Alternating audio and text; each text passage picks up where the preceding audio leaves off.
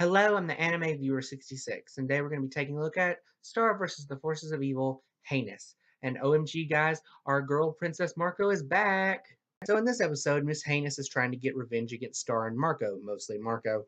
And of course, she does it the way any teacher would. She tells the parents, of course.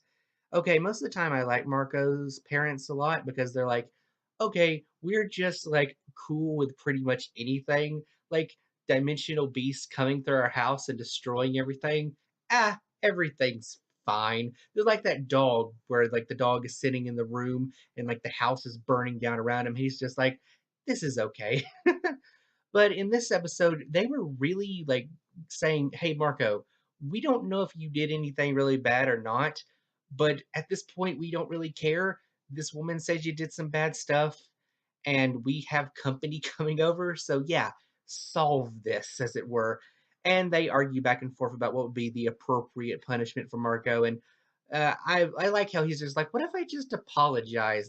Wouldn't that suffice?" And then, of course, Miss Hayes is like, yes, it will suffice with some particular things happening. So Marco has to dress up like Princess Marco and hold a sign that says, it basically says, it is criminal to be an individual, the opposite of the original mantra, it's not criminal to be an individual. Which, okay, the way that Marco gets out of this is kind of clever. Marco basically just acts very sarcastic about the whole thing. Basically, anyone that was watching it would realize, oh, okay, Marco doesn't mean any of this. Obviously, Miss Haynes is just trying to pull some wicked propaganda stuff or whatever. So no one's going to take it too seriously. It's fine.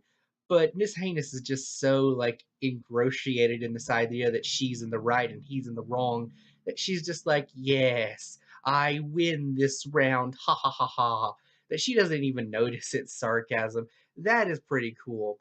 And then they end the episode, and Marco's family decide that they need to spend more time together along with Star, and they have a family game night and everything. And then we get a really creepy scene with Miss Heinous and her little butler dude in their car, and oh, the amount of creepy stuff that happened right then is just out of the world. From the little dwarf dude holding a doll of Princess Marco, maybe foreshadowing his allegiances changing, and okay, Mrs. Heinous hugging the severed arm of her bounty hunter that apparently is going to grow back to a full grown like demon. I guess they couldn't kill off a character that gruesomely before, but whatever. I will say overall in this episode, I do love it. And also, there was one particular thing that I think all of you that follow my Tumblr whatnot know particularly why I like this episode. Because this episode added more fuel to the fire of the idea that Marco is transgender, and that eventually, maybe next season, that they will reveal that in some way. Now, the whole transgender Marco thing has been a pretty hot debate amongst the Star versus the Forces of Evil fandom, particularly so on Tumblr for obvious reasons. I like the headcanon. I don't know if Disney's ever going to have the guts to go full out with it, but little things like this in the show have sort of made it more apparent that they're willing to at least think about it, maybe do it in the future. There are many different little things in this episode that point to Marco perhaps being trans, adding to that fuel to the fire, as it were. For one, when Marco is getting their makeup done and everything by Star, they ask, "How do I look?" And and Star's reply was, "Very pretty." And it just makes Marco so happy, and it's adorable and cute. And also, I ship Star and Marco no matter what their genders, so that sort of just works out for me.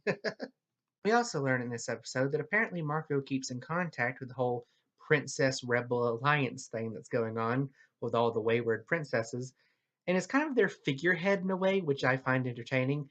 Like they even get royalties from the whole like Princess Marco thing. They make toys of Princess Marco, and I'm like, that is amazing. But that also raises the point that Marco never told the other princesses that they were biologically male, even after the whole thing with the whole like wayward princess school. Like Marco could have just said, "Actually, I'm a boy, so I just snuck in here to be able to get my friend out of jail." The message would have like still stuck, like, "Hey, be your own person and whatnot." But it's very interesting to see that Marco chose to keep up appearances and continue to be the Princess Marco, which just more fuel to the fire again, as it were. And at the end of the episode, Marco was certainly in no hurry to get out of that dress. In fact, they even asked if they could wear it more. As for Marco's parents, this particular episode, I felt their whole thing about pushing forward about the date they have with their other like couple friends or whatever. I find that to be both kind of entertaining and hilarious, and also kind of out of character for them. I never really pictured them as the type to care much what their neighbors thought of them, and by the end of the episode, they don't, but it just seems a weird thing to focus on. But considering how otherwise accepting Margot's family is and how just like they're okay with all the weird stuff that goes on, I guess it was kind of the only way they could make it so that the parents were pushing for Miss Heinous to be like, okay, we just got to make this woman happy so that she'll leave, sort of thing. But I don't know. I think they could have handled it a bit better.